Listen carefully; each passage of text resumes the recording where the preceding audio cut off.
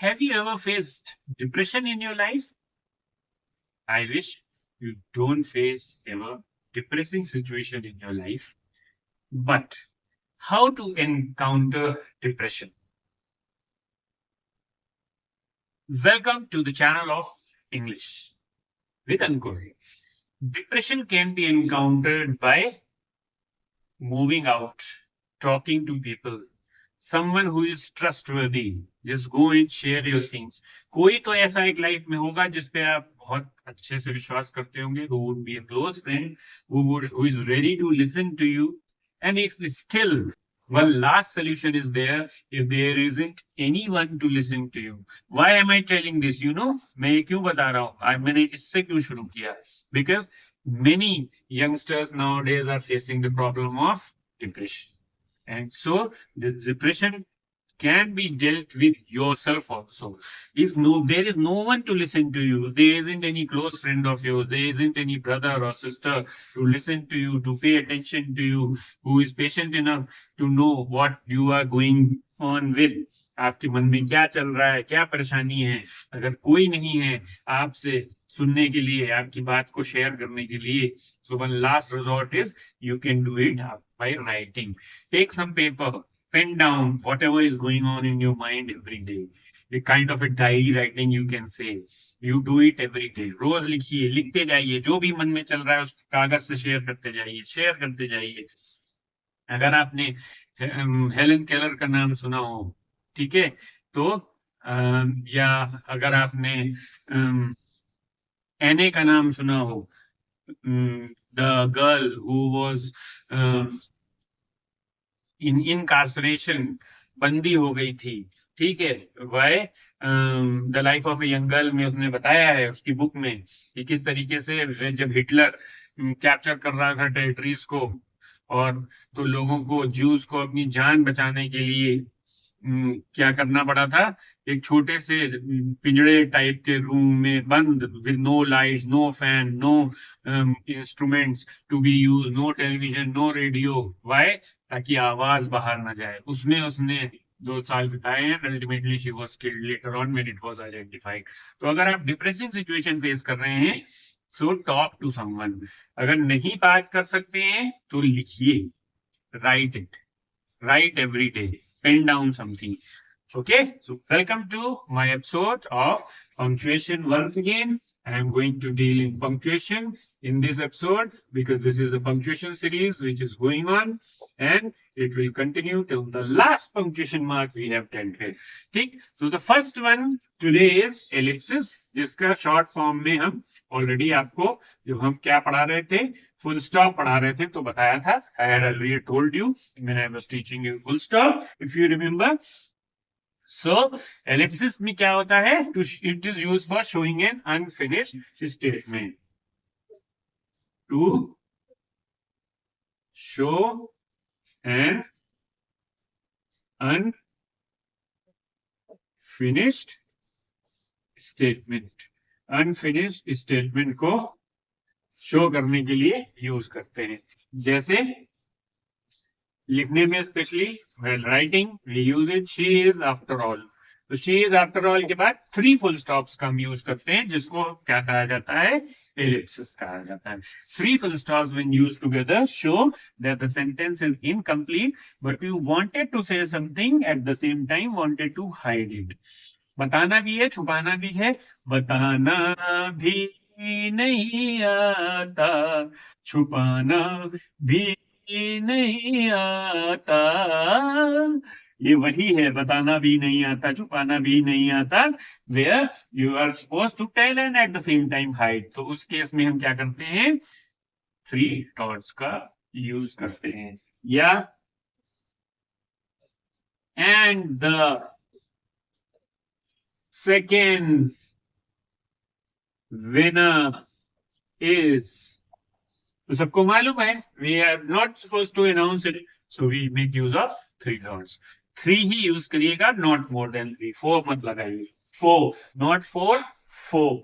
O-U, अगर 2 walls एक साथ आ रहे हैं, जैसे 4 में बताया था, 4 and 4, not 4, not 4. Okay, and the second winner is My goal is leave it. तो मैं बताना चाहता था my goal in life is, लेकिन मैंने कहा छोड़ो, तो मैंने उस बात को छुपा लिया, तो तो मैंने क्या किया, 3 डॉट्स लगा दिए. So in order to hide a statement as well as बताना भी नहीं आता, so for that we are suppose to make use of these ellipses. इनको क्या बोलते हैं, they are called as ellipses. ठीक, understood? Now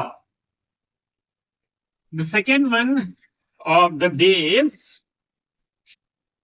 apostrophe. We are going to deal with apostrophe. Apostrophe से डील करेंगे. Apostrophe क्या होता है? What is apostrophe?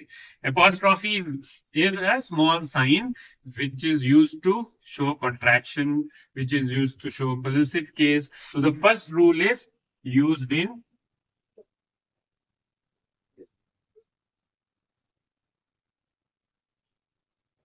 possessive case. Possessive case में यूज होता है ना? Possessive case में यूज होता है apostrophe sign. जैसे किसी की कोई चीज है तो बताना है. पैसिव केस क्या होता है, किसी को कोई चीज बिलोंग करती है. somebody owns a thing, तो जॉन्स हाउस है ना, विराट सेंचुरी. तो किसी ने कुछ किया है, किसी की कोई चीज है, उसके लिए एपोस्ट्रोफी साइन लगाते हैं, है ना. रोहन्स कार, यानी कि ये कार किसकी है, रोहन की. जॉन का घर है. सेंचुरी किसकी है, विराट की. So when we are showing a position of someone, so we make use of possessive case. So possessive case में हम क्या करते हैं, एक एपोस्ट्रोफी छोटा सा कॉमा का साइन और एस का यूज करते हैं. ठीक, बट जब प्लूरल, अगर आप इसी में अगर कहीं प्लूरल का यूज आ रहा है तो एपोस्ट्रोफी के बाद साइन एस नहीं आएगा. जैसे इसी पॉजिटिव केस में अगर हम लिखें बॉयज, अगर हम लिख रहे हैं बॉयज, और बॉयज यहाँ पर प्लूरल है, एक नहीं है, कई सारे हैं. तो when it is already plural, only apostrophe sign will be used, the again s will not be used. जैसे गर्ल्स स्टाइल. ठीक, तो गर्ल्स बहुत सारी हैं, इसलिए हमने एपोस्ट्रोफी साइन यूज किया है. We will not be using apostrophe s. Understood the fact?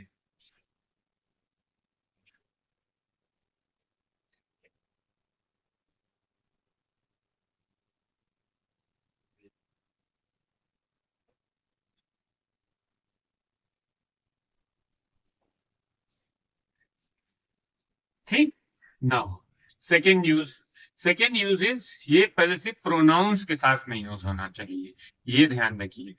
Mostly जैसे पॉजिटिव प्रोनाउंस कौन सी होती हैं, पॉजिटिव केस में तो यूज होता है, but not use in positive pronouns. अब पॉजिटिव प्रोनाउंस कौन सी होती है, नॉट यूज, ये लिख दें. पॉजिटिव प्रोनाउंस में नहीं होता है, जैसे हर्स, हिज, ये सब पॉजिटिव प्रोनाउन है. किसी का पोजीशन शो करने के लिए जो प्रोनाउन यूज की जाती है, the pronouns which are used to indicate position, us, its, ठीक है, देयर्स. सो इनके लिए केवल इसमें पॉजिटिव प्रोनाउन में एक एक्सेप्शन है, वो है वंस. इसमें एपोस्ट्रोफी एस लगता है, बाकी इनमें कहीं पर भी एपोस्ट्रोफी या एपोस्ट्रोफी का साइन या apostrophe S will not be use. In none of these apostrophe sign और apostrophe S will not be use, because these are possessive pronouns and they do not require any, they are already possessive pronouns. इसलिए इनमें ना ही sign की जरूरत है, ना ही apostrophe s की जरूरत है. This is a major error committed by most of the people who make use of apostrophe sign or apostrophe s when they make use of these pronouns. ठीक है, now the next rule, देखिए सीख लीजिए मेरे साथ, फिर ना कहिएगा बताया नहीं. I am telling you something different, something very very important, the errors which are commonly committed by the writers of English. So these errors should not be committed. Okay. Now the next rule is they are used in expressions of measurement and time. ठीक है. Used in expressions of measurement and time. जिसमें time और measurement दोनों को दिखाया जाता है उसमें यूज की जाती है. तो मेजरमेंट का क्या है, जैसे अगर लिखे a pounds worth, although non living things के साथ नहीं यूज जाती है लेकिन ये एक्सेप्शन है. ठीक है. A pounds worth at arms length.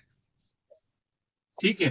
तो जब मेजरमेंट की बात कर रहे हैं, डिस्टेंस या weight anything, then we are making use of apostrophe s. और जब टाइम की बात है,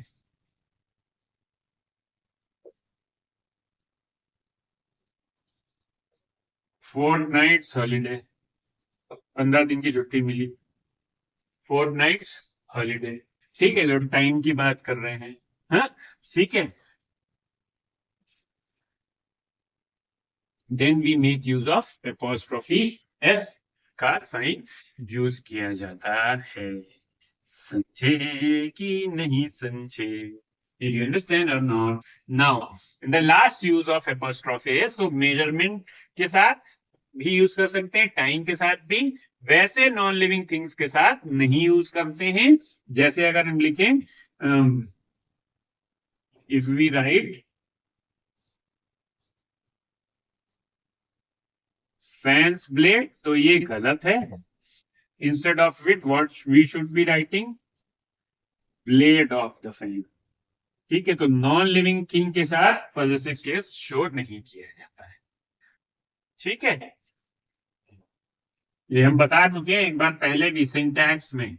I have taught this topic in syntax, but again and again some repetition and recapitulation is necessary. It revitalizes the memory, it revitalizes the rule start. And the last use of apostrophe is it is also used with establishment name. Used with names of establishments. Used with names of establishments.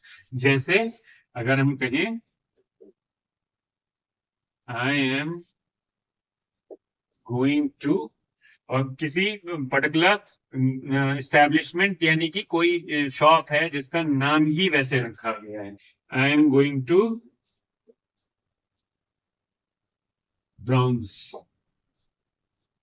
Mister Brown's, तो Brown's ही नाम लिखा गया है. ठीक है. या कोई और वर्ड हो, she is living in teres, यानी कि जो बिल्डिंग है या ओनर है, जो शॉप है या एस्टेब्लिशमेंट है, इंडस्ट्री है, उसका नाम ही ऐसे रखा गया हो, तब हम एपोस्ट्रोफी एस का यूज करते हैं, because it is already used in the name. But सबके साथ नहीं, only with the established names which have been kept by the industry owner, the shop owner, industry owner ने जिसने ऑलरेडी वो name रख रखा है, उसके साथ हम ये वैसे ही लिखते हैं जैसे उसने नाम रखा हुआ है, अपनी तरफ से ऐड नहीं करते हैं. तो these were the rules of apostrophe. Hope you learned with Ankur and अंकुर के साथ सीखिए. I hope you are enjoying with me.